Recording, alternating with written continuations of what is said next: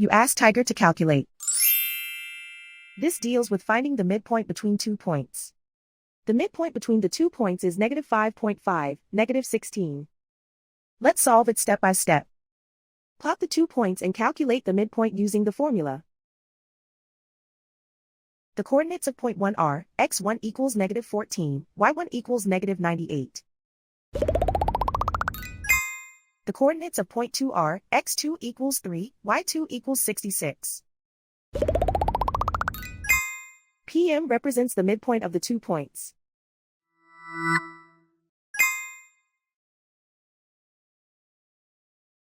Use the x values in the midpoint formula to find the midpoints x. x1 equals -14. x2 equals 3.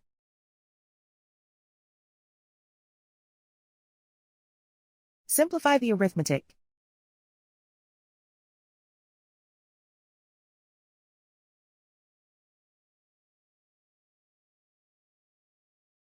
Use the y values in the midpoint formula to find the midpoints y.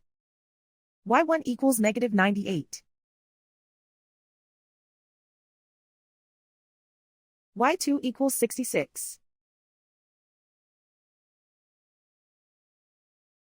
Simplify the arithmetic.